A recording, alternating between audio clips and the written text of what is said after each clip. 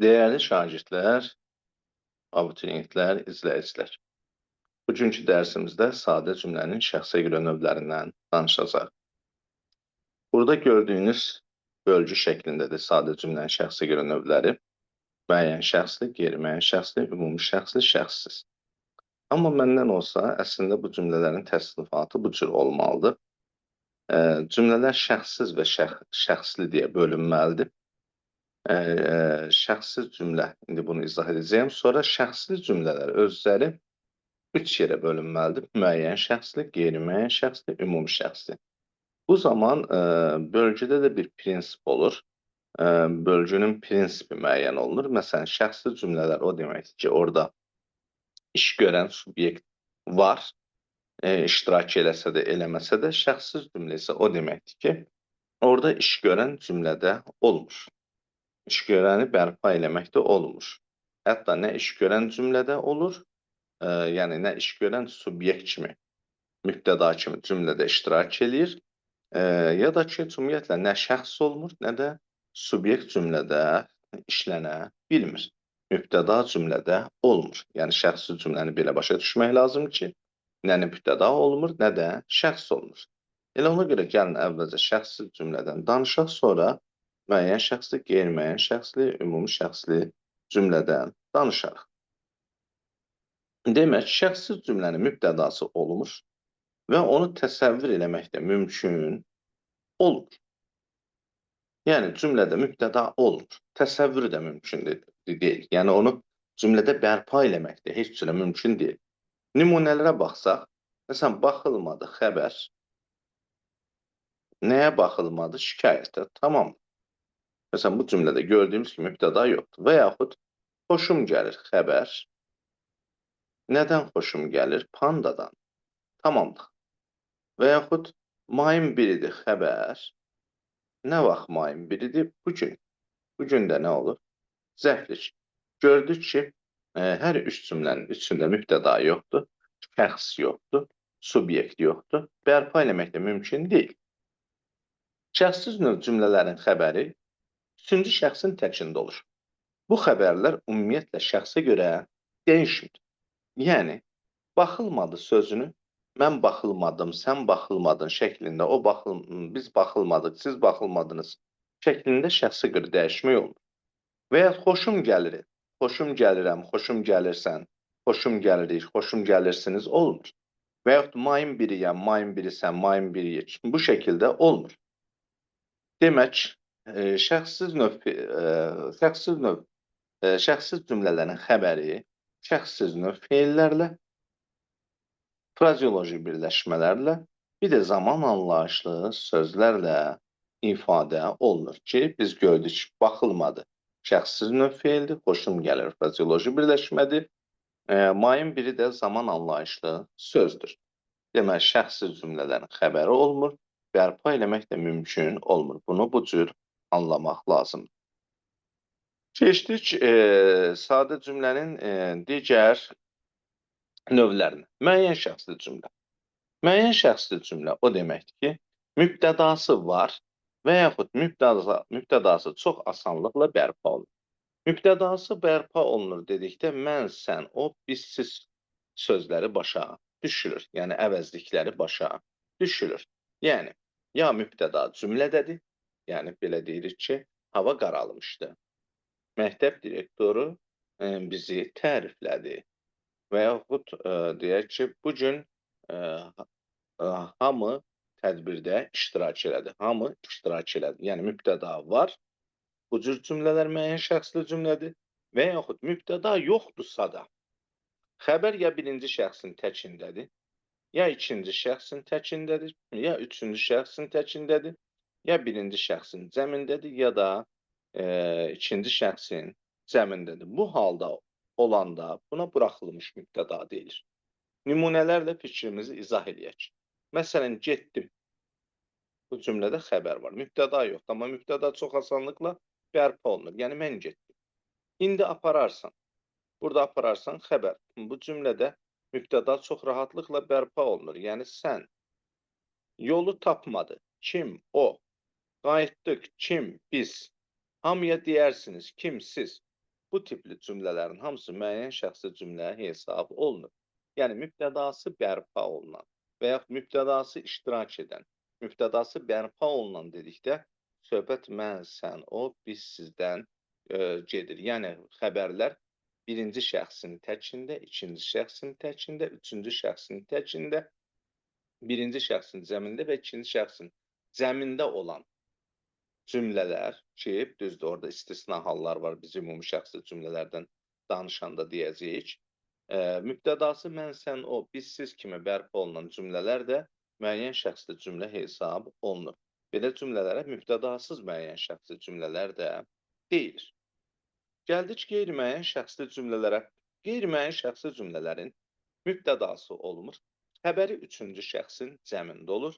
Bu cür cümlələrdə mübtəda onlar kimi təsəvvür olunur və bu onlar isə bir qrup adam kimi, bir qrup yəni şəxs kimi bərpa olunur. Məsələn, nümunələrə baxsaq, hər yeri axtardılar.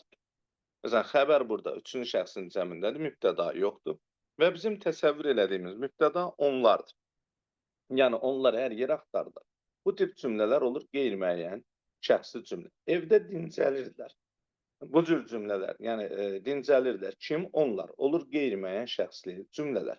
Sudan doyunca içdilər. Kim? Onlar. Yəni bir qrup insan, bir qrup şəxs bərpa olunursa cümlədə, belə cümlələrə nə deyirlər?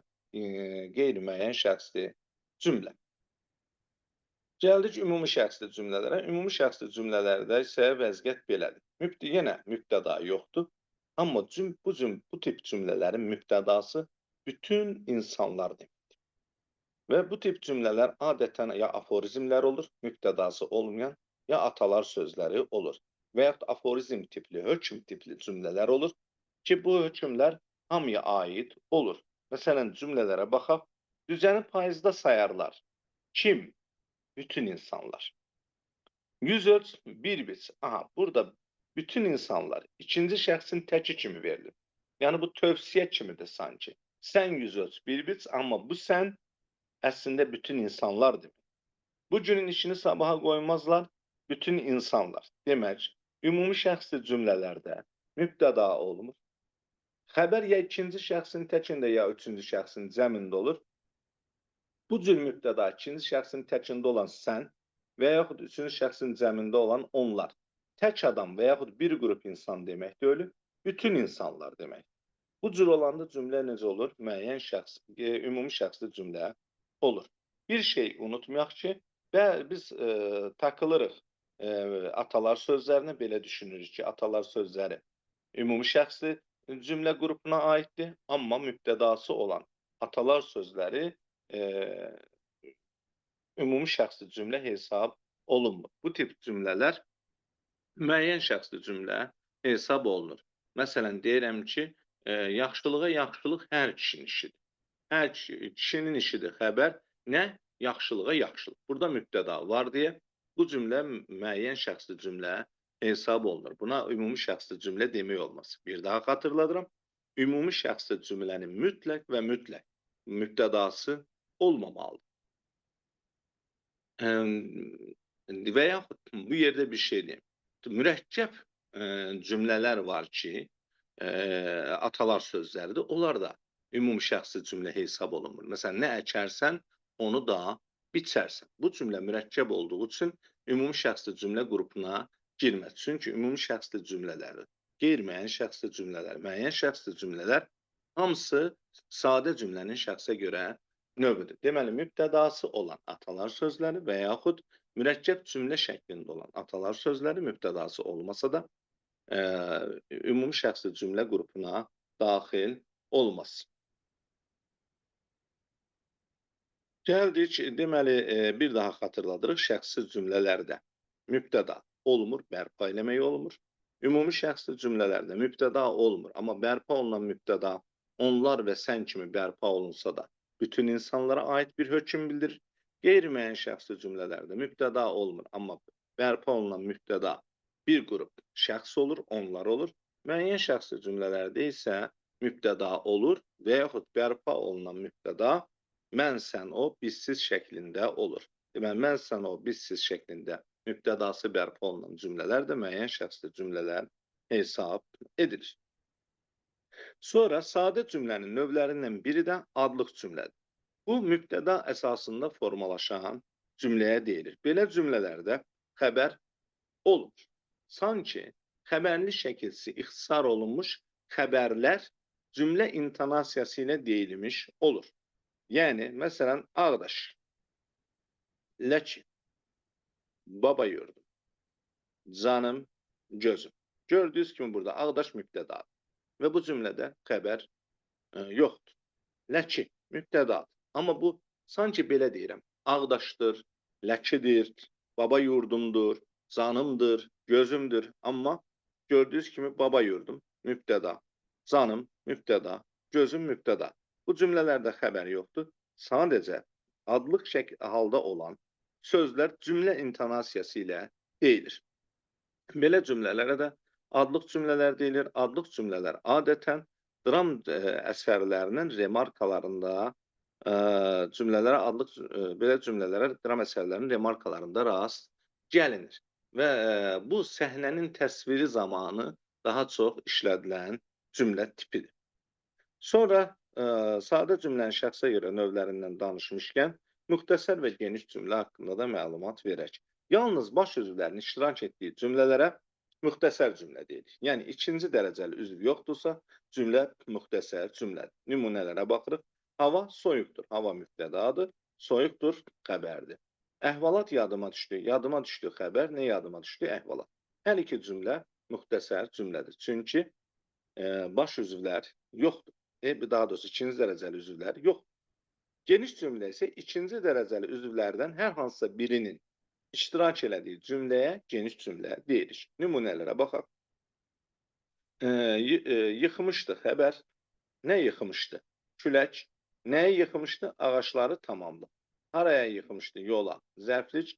Necə külək? Güclü. Burada ikinci dərəcəli üzvlərin bu cümlədə hamısı iştirak eləmiş. Hətta biri də iştirak eləmiş olsa, belə cümləyə nə deyirik? Geniş cümlə deyirik. Aşağıda cümlə tiplərinə nümunələr verilmişdir. Məsələn, müəyyən şəxsli müxtəsər cümlə. Misal, dostum, deyəsən, təhlükə sovuşdu. Bu, həm müəyyən şəxsli cümlədir. Niyə? Təhlükə mübtəda, sovuşdu xəbər, həm mübtəda var, həm də xəbər var. Və deyəsən, modal sözdür, dostum. Deyəsən, ara sözdür, dostum. Xitabdır, cümlə üzvü deyirlər. Yəni, burada cümlə üzvü olmayan digər sözlər işlənmiş olsa da, bu cümlə müxtəsər. Çünki ikinci dərəcəli üzv yoxdur. Məsələn, müəyyən şəxsli geniş cümlə nə deməkdir? Orada mübtəda da var, xəbər də var, ikinci dərəcəli üzv də var. Məsələn, axşamdan başlayan qar səhər artıq hər tərəfə ağ yorğana bürümüşdü. Demək, burada səhər zərflikdir. Bürümüşdü xəbər, nə bürümüşdü? Qar. Mübtəda var, müəyyən şəxslidir. Amma burada ikinci dərəcəli üzvlər də var. Hansı qar? Axşamdan başlayan təyin. Haranı bürümüşdü? Hər tərəfi tamamlıq. Nə vaxt bürümüşdü? Səhər zərflik. Nəyə bürümüşdü? Yorğana tamamlıq. Necə yorğana? Ağ təyin. Deməli, bu cümlə necə olur? Müəyyən şəxsli geniş cümlə. Məsələn, qeyri-müəyyən şəxsli geniş cümlə. Bu yerdə deyim ki, qeyri-müəyyən şəxsli cümlələr adətən geniş olurlar. Məsələn, topladılar xəbər. Kimi topladılar? Hamını tamamlıq. Haraya topladılar? Meydana zərflik. Demək, bu cümlədə qeyri-müəyyən şəxsdir. Çünki mübtədanı onlar kimi bərpa edirik. Bir qrup şəxs kimi bərpa edirik. Mübtədası olmadığı üçün qeyri-müəyyən şəxsli cümlə. İkinci dərəcəli üzvlərdən də ikisi iştirak elədiyi üçün geniş cümlə. Məsələn, ümumi şəxsli geniş cümlə. Bəli, ümumi şəxsli cümlələrdə adətən geniş olur. Ümumi şəxsli cümlə nə deməkdir? Mübtədası olmur. Beynimizdə, təfəkkürümüzdə bərpa elədiyimiz mübtəda bütün insanlar olur. Və sayarlar xəbər, nəyi sayarlar? Cüzənin tamamlıq. Nə vaxt sayarlar? Faizdə zərflik. Bu cümlədə ikinci dərəcəli üzvlər olduğu üçün geniş, mübtəda olmayıb, hökm hamıya aid olduğu üçün ümumi şəxsli cümlə hesab olunur. Müxtəsər şəxssiz cümlə. Məsələn, sakitlikdir xəbər. Və bu cümlədə heç bir ikinci dərəcəli üzv olmadığı üçün həm şəxssiz cümlədir, mübtədanı da bərpa eləmək olmur. İkinci dərəcəli üzv olmadığı üçün də müxtəsər şəxssiz cümlədir. Geniş şəxssiz cümlə. Məsələn, şikayətə baxılmadı. Baxılmadı xəbərdir. Şikayətə də tamamlıqdır. Deməli, ikinci dərəcəli üzvü var deyə geniş şəxssiz cümlədir. Məsələn, müxtəsər adlıq cümlə yaz axşam mübtədadır, adlıq cümlədir. İkinci dərəcəli üzv yox deyə o həm də müxtəsər cümlədir. Və yaxud gözəl vətən. Burada gözəl təyin, vətən mübtəda. Belə nə olur? Geniş adlıq cümlə olur. Bu sadəcə olaraq sizə bəzi cümlə tiplərini və onların növlərini genişliyə, müxtəsərliyə görə izah etmək üçün çəkdiyimiz misallardır. Bir dənə qeydə də baxaq. Sual cümlələrinə cavab olaraq işlənən köməkçi nitq hissələrindən ibarət cümlə tiplərinə söz cümlə deyilir. Belə cümlələrə üzvlənməyən cümlə də deyilir. Yəni, cümlədir, amma cümlənin içində nə mübtəda var, nə xəbər var, nə tamamlıq var, nə təyin var, nə zərflik var. Belə olanda cümlə nə olur? Söz, cümlə olur. Məsələn, baxaq. Bugün hazırlıq olacaqmı? Cavab olaraq işlətdiyimiz deyəsən bəli cümləsi bu bir cümlədir. Amma bu cümlənin içində deyəsən bəli cümləsinin içində nə mübtəda var, nə də xəbər var. Deməli, cümlə nədir? Söz cümlədir. Üzvlənməyən cümlədir. Nə deyəsən, nə də bəli. Gördüyünüz kimi heç biri cümlə üzvü deyil. Biri modal sözdür, ara sözdür, biri təsdiq ədatıdır. Belə cümlələrə nə deyirlər? Söz cümlə deyirlər. Və bu yerdə bir məsələyə də toxunum, burada olmasa da, dilimizdə yarımçıq cümlə də olur, dialoqlarda işlənən, deyək ki, sual cümləsinə cavab olaraq işlənən cümlə üzvlərinin cümlələrdə bəzən məhz soruşulan cümlə üzvü ilə cavab veririk. Məsələn, deyirəm, dərsə nə vaxt gedəcəksən? Dərsə nə vaxt gedəcəksən? Gedəcəksən. Məsələn, bu cümləyə cavab olaraq işlədilən saat 3-də. Məsələn, bu cavab cümləsi yalnız zərflikdən ibarətdir. Cümlənin tam cavabı belə olardı. Dərsə saat 3-də gedəcəyəm. Bütün cümlə üzvləri ilə verilmədiyi üçün cavab soruşulan sual əvəzliyinə verilən cavaba görə verilən cümlələr ki var, saat 3-də belə cümlələrə də yarımçıq cümlə deyirlər. Diqqətinizə görə təşəkkür edirəm. Əgər sizə bir faydam toxundusa, mənim üçün nə mutlu